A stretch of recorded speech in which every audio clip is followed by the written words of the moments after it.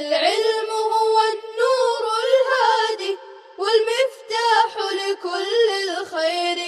من يرد الله به خيرا. بسم اللہ الرحمن الرحیم الحمد للہ رب العالمین الحمد للہ حمدا کثیرا طیبا مبارکا فیہ یا رب لک الحمد کما ينبغی لجلال وجہک ولعظیم سلطانک سبحان اللہ وبحمدہ عدد خلقہ ورضا نفسہ وزنۃ عرشہ ومداد کلماتہ فسبحان اللہ حین تمسون وحین تصبحون وله الحمد فی السماوات والارض وعشیا وحین تظہرون وصلی اللہ وسلم علی نبینا محمد وعلی آلہ واصحابہ وبارک وسلم تسلیما کثیرا کثیرا. بسم اللہ الرحمن الرحیم. ولو شک فی غروب الشمس لا يحل له الفطر لأن الأصل هو النهار ولو أكل فعليه القضاء عملا بالأصل وإن كان أكبر رأيه أنه أكل قبل الغروب فعليه القضاء رواية واحدة لأن النهار هو الأصل ولو كان شاكا فيه وتبين أنها لم تغرب ينبغي أن تجب الكفارة نظرا إلى ما هو الأصل وهو النهار. اور اگر کسی شخص کو غروب آفتاب کے متعلق شک ہوا تو اس کے لیے افطار حلال نہیں ہے، کیونکہ اصل تو دن ہی ہے، اور اگر اس نے کچھ کھا لیا تو اصل پر عمل کرتے ہوئے اس پر قضا واجب ہے. اور اگر اس کا غالب گمان یہ ہو کہ اس نے غروب شمس سے پہلے کھا لیا ہے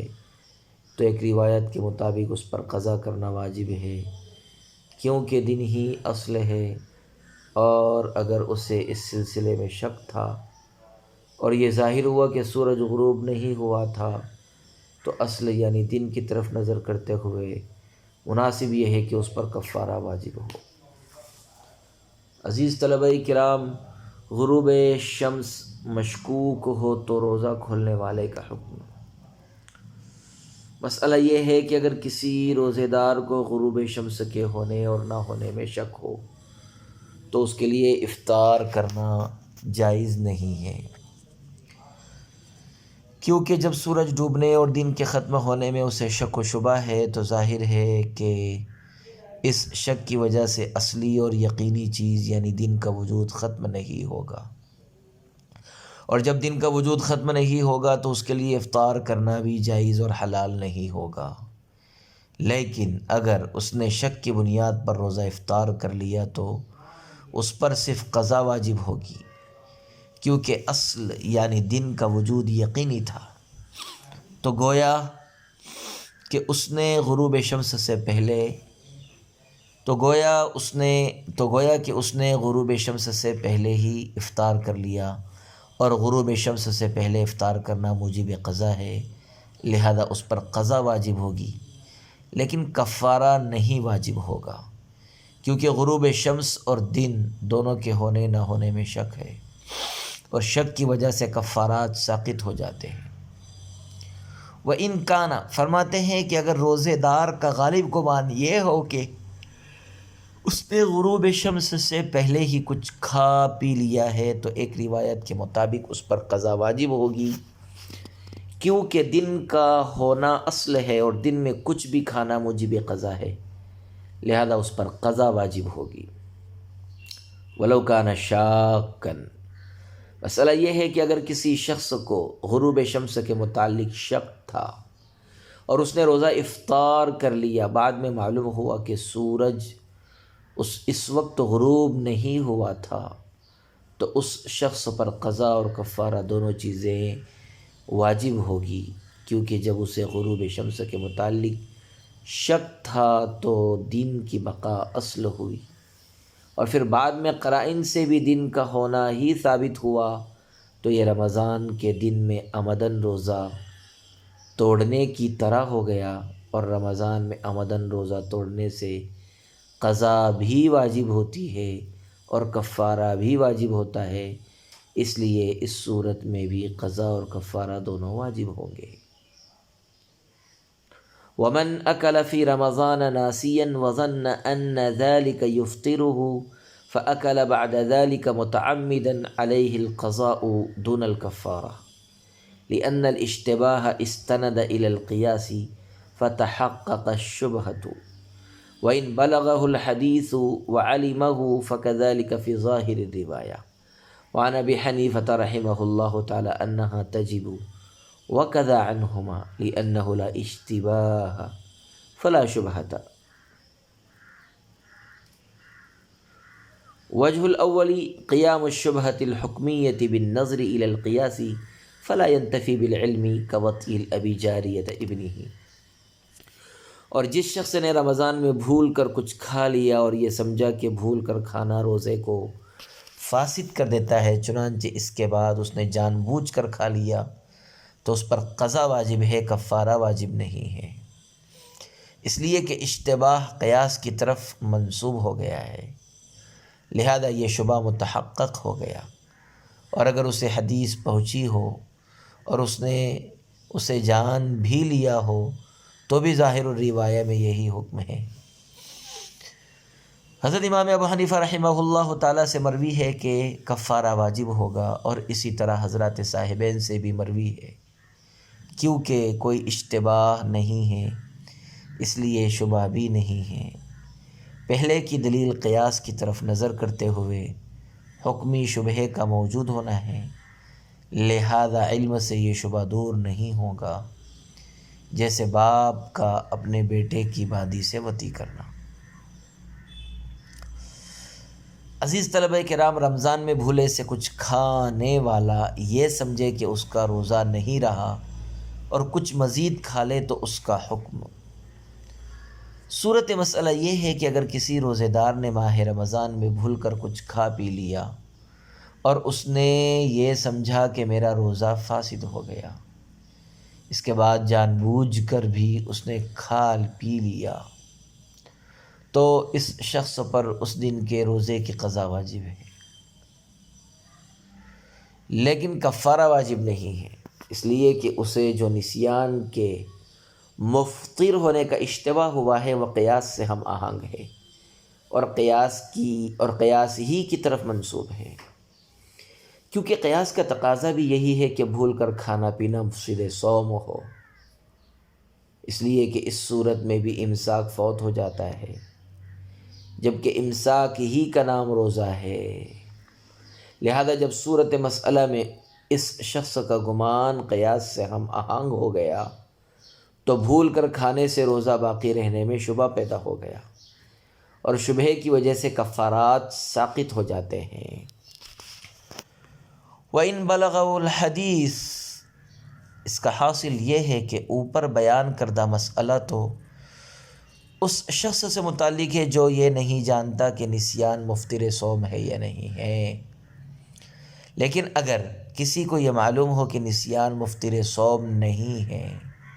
اور سرکار دو عالم صلی اللہ علیہ وسلم کا یہ فرمان من نسی وهو صائم فأکل او شرب فلیتمم صومه فإنما اطعمه اللہ وسقاه، یعنی جو شخص روزے کی حالت میں بھول سے کھا پی لے اور وہ اپنا روزہ مکمل کرے، اس لیے کہ اسے تو اللہ نے کھلایا پلایا ہے، اس تک پہنچا ہو اور وہ اس فرمان کے مفہوم و مطلب سے اچھی طرح واقف ہو، اس کے باوجود بھول کر کھانے کے بعد عملاً کچھ کھا پی لے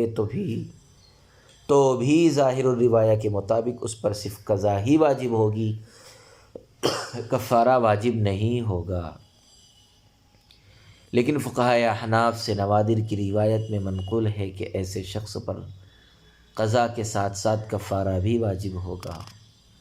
کیونکہ جب اس کو یہ معلوم ہے کہ نسیان مفطر صوم نہیں ہے اور اس حوالے سے حدیث بھی اس تک پہنچ چکی ہے، تو اب اس کا بعد میں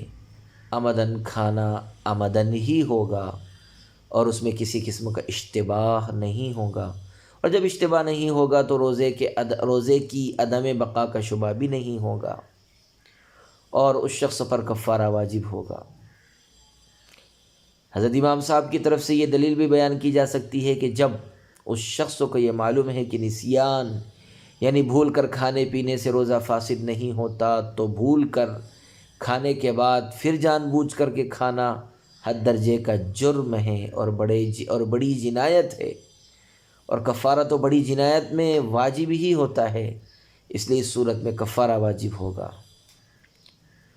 ظاہر الروایہ کی دلیل یہ ہے کہ صورت مسئلہ میں قیاس کی طرف نظر کرتے ہوئے حکماً شبہ موجود ہے، کیونکہ بھول کر کھانے سے بھی روزے کا رکن یعنی امساک فوت ہو گیا، اور کوئی بھی چیز اپنے رکن کے فوت ہونے سے باقی نہیں رہتی، اور اس مسئلے میں عالم و جاہل دونوں برابر ہیں، اس لیے نسیان کی صورت میں فساد صوم کا شبہ موجود ہے۔ امور مشتبہ کی وجہ سے کفارہ ساقط ہو جاتا ہے، لہذا صورت مسئلہ میں من نسیہ والی حدیث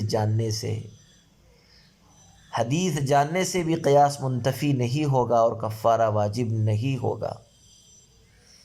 جیسے اگر کوئی باپ اپنے بیٹے کی باندی سے وطی کرے اور اسے یہ معلوم ہو کہ بیٹے کی باندی سے وطی کرنا حرام ہے، مگر پھر بھی اس باپ پر حد نہیں واجب ہوگی، کیونکہ حدیث انت ومالک لابیک کی وجہ سے بیٹے کی باندی میں بھی باپ کی ملکیت کا شبہ موجود ہے، اور شبے سے جس طرح کفارہ ساقط ہو جاتا ہے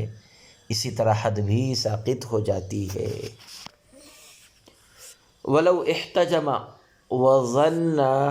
ان ذلك يفطره ثم اكل متعمدا عليه القضاء والكفارة، لأن الظن ما استند إلى دليل شرعي إلا إذا أفتاه فقيه بالفساد، لأن الفتوى دليل شرعي في حقه، ولو بلغه الحديث فاعتمده فكذلك عند محمد رحمه الله تعالى، لأن قول الرسول عليه الصلاة والسلام لا ينزل عن قول المفتي، وعن ابی یوسف رحمہ اللہ تعالی خلاف ذلك، لأن على العام الاقتداء بالفقهاء لعدم الاهتداء في حقه إلى معرفة الأحاديث، وإن عرف تاويله تجب الكفارة لانتفاء الشبهة، وقول الأوزاعي لا يورث الشبهة لمخالفته القياس۔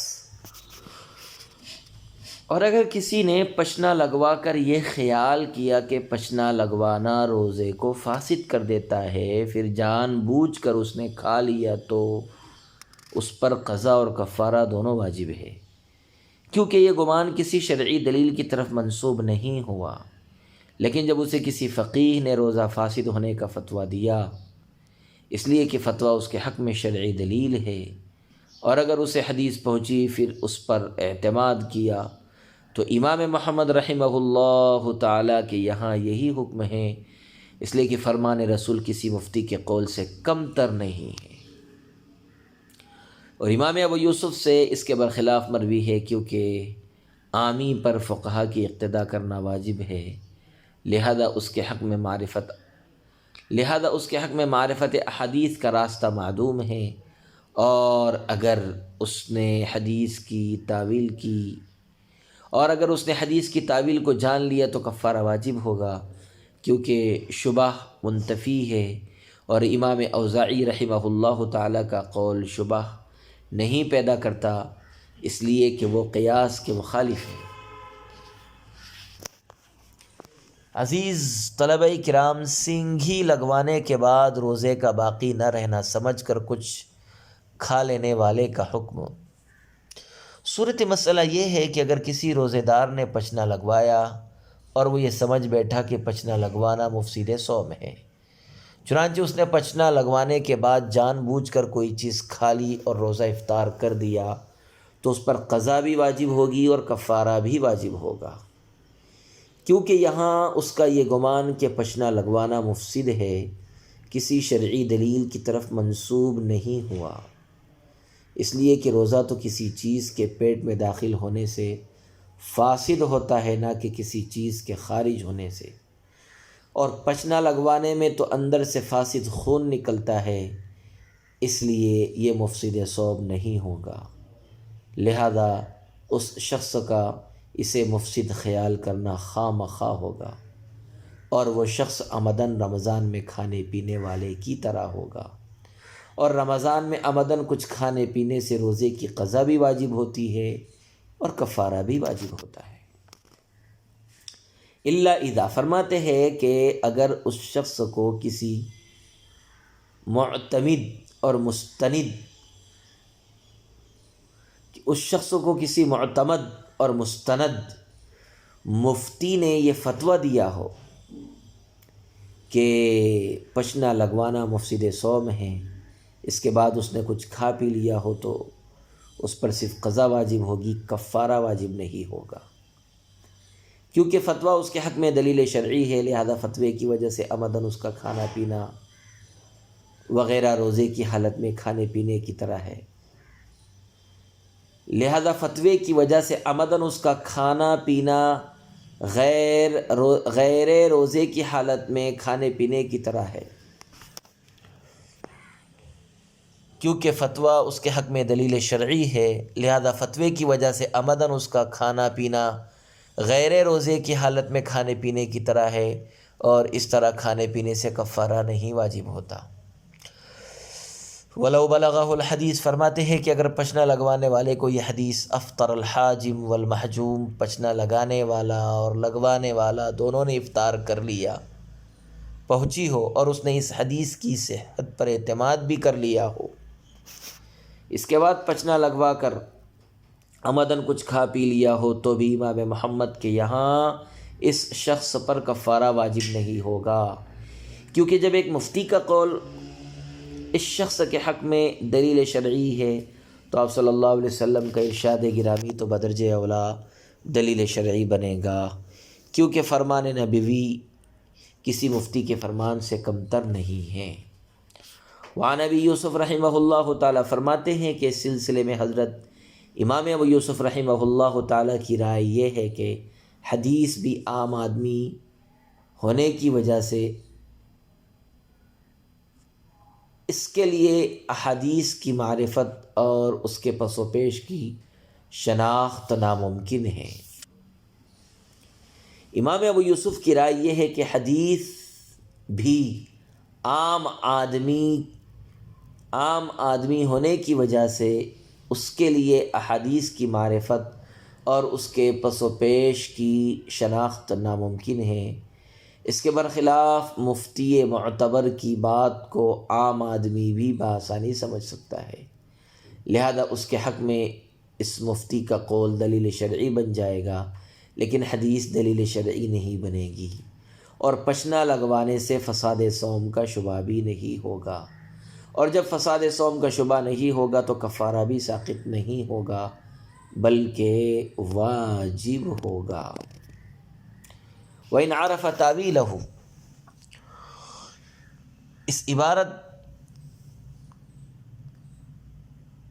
اس عبارت کا مطلب یہ ہے کہ اگر پچنا لگوانے والے کو حدیث افطر الحاجم والمحجوم کی تعویل معلوم ہو اور وہ اچھی طرح اس امر سے باخبر ہو کہ پچنا لگوانے سے روزہ نہیں ٹوٹتا، اس کے بعد بھی پچنا لگوانے کے بعد اس نے عمدن کچھ کھا پی لیا تو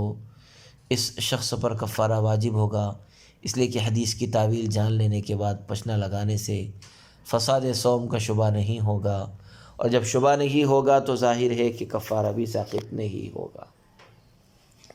وقول الاوزاعی رحمہ اللہ تعالی، یہاں سے ایک سوال مقدر کا جواب دیا گیا ہے۔ سوال یہ ہے کہ علماء کے اختلاف سے بھی شبہ پیدا ہوتا ہے، اور صورت مسئلہ میں علامہ اوزاعی کا اختلاف ہے، چنانچہ وہ پچنا لگوانے کو مفسد صوم قرار دیتے ہیں، لہذا اس اختلاف سے فساد صوم کا شبہ پیدا ہو گیا اور شبہ سے کفارہ ساقط ہو جاتا ہے، اس لیے صورت مسئلہ میں امام اوزاعی کے اختلاف کی وجہ سے کفارہ ساقط ہو جانا چاہیے، حالانکہ ایسا نہیں ہے۔ اس کا جواب یہ ہے کہ امام اوزاعی کا اختلاف شبہ نہیں پیدا کرے گا، کیونکہ یہ اختلاف اس وقت تو موجب شبہ ہوتا ہے جب قیاس سے ہم آہنگ ہوتا، مگر صورت مسئلہ میں امام اوزاعی کا اختلاف قیاس کے مخالف ہے، اس لیے کہ قیاس کا تقاضا یہ ہے کہ پیٹ میں اندر داخل ہونے والی چیزوں سے روزہ ٹوٹتا ہے، نہ کہ پیٹ یا جسم سے نکلنے والی چیزوں سے، اور چونکہ پشنا لگوانے میں بدن سے فاسد خون نکلتا ہے، اس لیے قیاساً اس سے روزہ فاسد نہیں ہوگا، اور امام اوزاعی کا یہ قول قیاس کے مخالف ہونے کی وجہ سے شبہ بھی پیدا نہیں کرے گا، اور جب یہ اختلاف شبہ نہیں پیدا کرے گا تو ظاہر ہے کہ کفارہ بھی واجب نہیں ہوگا۔ صورت مسئلہ میں حدیث کی تعویل کی جو بحث آئی وہ یہ ہے کہ آپ صلی اللہ علیہ وسلم کا 2 روزے داروں کے پاس سے گزر ہوا، ان میں سے ایک حجام تھا اور دوسرا شخص حجامت بنوا رہا تھا، اور وہ دونوں کسی کی غیبت کر رہے تھے۔ اس پر آپ صلی اللہ علیہ وسلم نے فرمایا افطر الحاجم والمحجوم، یعنی غیبت کرنے کی وجہ سے حاجم اور محجوم نے روزہ افطار کر لیا۔ تو آپ صلی اللہ علیہ وسلم نے صورت مسئلہ میں غیبت کرنے کو سبب افطار قرار دیا ہے، لیکن راوی نے نفس احتجام کو اس کا سبب قرار دے دیا۔ اس کی اور بھی کئی تعویلیں کتب حدیث میں مذکور ہے، لیکن اختصار کے پیش نظر ان سب کو ترک کیا جا رہا ہے۔ وَلَوْ أَكَلَ بَعْدَ مَا اغْتَابَ مُتَعَمِّدًا فَعَلَيْهِ الْقَضَاءُ وَالْكَفَّارَةُ كَيْفَمَا كَانَ لِأَنَّ الْفِطْرَ يُخَالِفُ الْقِيَاسَ وَالْحَدِيثُ مُؤَوَّلٌ بِالْإِجْمَاعِ، اور اگر غیبت کرنے کے بعد عمدن کسی نے کچھ کھا پی لیا تو اس پر قضا اور کفارہ دونوں واجب ہے، جس طرح بھی ہو، کیونکہ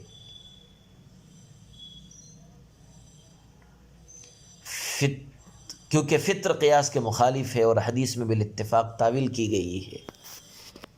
عزیز طلبہ کرام، غیبت کرنے کے بعد کچھ کھا لینے والے کا حکم، مسئلہ یہ ہے کہ اگر کسی روزے دار نے کسی شخص کی غیبت کی اور یہ سمجھا کہ غیبت کرنے سے روزہ فاسد ہو جاتا ہے، چنانچہ اس نے غیبت کے بعد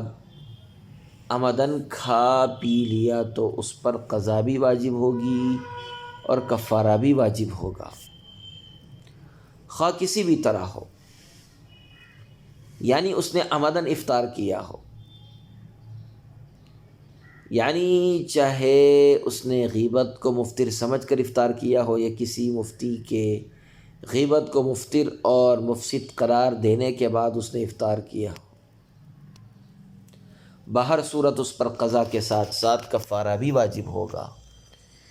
کیونکہ غیبت کی وجہ سے روزہ فاسد ہونا قیاس کے مخالف ہے،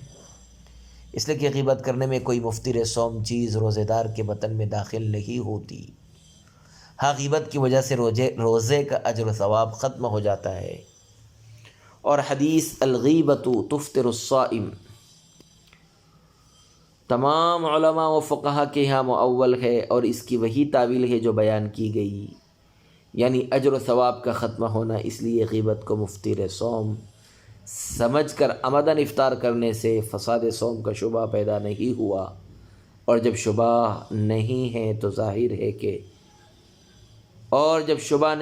ظاہر ہے کہ کفارہ واجب ہوگا۔ وَإِذَا جُومِعَتِ النَّائِمَةُ وَالْمَجْنُونَةُ وَهِيَ صَائِمَةٌ عَلَيْهَا الْقَضَاءُ دُونَ الْكَفَّارَةِ وَقَالَ زُفَرُ وَالشَّافِعِيُّ رَحِمَهُمَ اللَّهُ لَا قَضَاءَ عَلَيْهِمَا اعْتِبَارًا بِالنَّاسِ وَالْعُذْرُ أَبْلَغُ لِعَدَمِ الْقَصْدِ وَلَنَا أَنَّ النِّسْيَانَ يَغْلِبُ وُجُودُهُ وَهَذَا نَادِرٌ وَلَا تَجِبُ الْكَفَّارَةُ لِإِنْعِدَامِ الْجِنَايَةِ، اور اگر سوئی ہوئی عورت سے یا مجنونہ عورت سے جمع کیا گیا اور وہ روزے سے تھی تو اس پر قضا واجب ہوگی، کفارہ واجب نہیں ہوگا۔ امام ظفر اور امام شافعی رحمہ اللہ تعالیٰ فرماتے ہیں کہ ناسی پر قیاس کرتے ہوئے ان دونوں پر قضا بھی واجب نہیں ہے، اور عذر زیادہ بڑا ہوا ہے کیونکہ قصد نہیں پایا گیا۔ ہماری دلیل یہ ہے کہ نسیان کثیر الوجود ہے اور یہ نادر ہے، اور کفارہ واجب نہیں ہوگا، اس لیے کہ جنایت معدوم ہے۔ پیارے بچوں، سوئی ہوئی یا کسی پاگل خاتون جو روزے دار تھی اس سے جماع کرنے کا مسئلہ، سوئی ہوئی یا پاگل روزے دار عورت سے جماع کرنے کا مسئلہ۔ عبارت کی تشریح سمجھنے سے پہلے یہ بات ذہن میں رکھیے کہ متن میں جو مجنونہ کا لفظ آیا ہے وہ محل اشکال ہے، کیونکہ مجنون اور مجنونہ پر روزہ فرض نہیں ہے، اور اگر یہ روزہ رکھتے ہیں تو ان کا روزہ معتبر بھی نہیں ہے۔ اس لیے بعض حضرات کی رائے یہ ہے کہ یہ لفظ مجبورہ یعنی مکرہہ، زبردستی کی ہوئی عورت تھا، یہ لفظ مجبورہ ہے، مجنونہ نہیں ہے، مکرہہ، مگر کاتب کی غلطی سے مجنونہ لکھ دیا گیا اور بیشتر نسخوں میں چھپ گیا، اور یہی لفظ افطار اور یہی لفظ اقطار عالم میں پھیل گیا، مطلب سب طرف یہی لفظ عام ہو گیا، اس لیے بعد میں اس کو قلم زد کر کے اس کی تصحیح کو لوگوں نے مناسب نہیں سمجھا۔ لیکن یہ رائے قوی نہیں معلوم ہوتی، اس کی بہتر اور عمدہ توضیح یہ ہے کہ یہ لفظ مجنونہ ہی ہے، اصل میں مجنونہ ہی ہے، اور اس سے مراد وہ عورت ہے جو دن کے شروع حصے میں عاقلہ تھی، چنانچہ اس نے نیت کر کے روزہ رکھ لیا، پھر کچھ دیر بعد اس پر جنون طاری ہو گیا اور اسی حالت میں اس سے جماع کر لیا گیا، اس کے بعد اس کا جنون ختم ہو گیا، تو اس عورت سے اور سوئی ہوئی عورت سے اگر کوئی شخص جماع کر لے اور یہ دونوں روزے دار ہوں تو ان پر ہمارے یہاں روزے کی قضا واجب ہے، کفارہ واجب نہیں ہے۔ امام شافعی اور امام ظفر رحمۃ اللہ علیہ فرماتے ہیں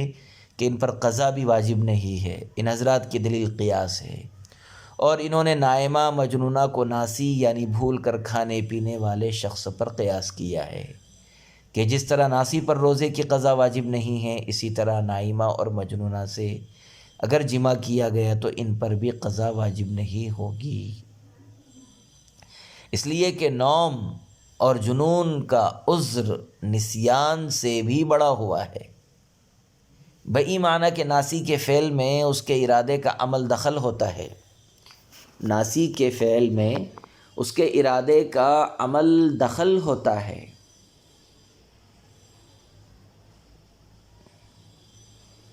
جبکہ نائمہ اور مجنونہ کی طرف سے تو ارادہ بھی نہیں ہوتا،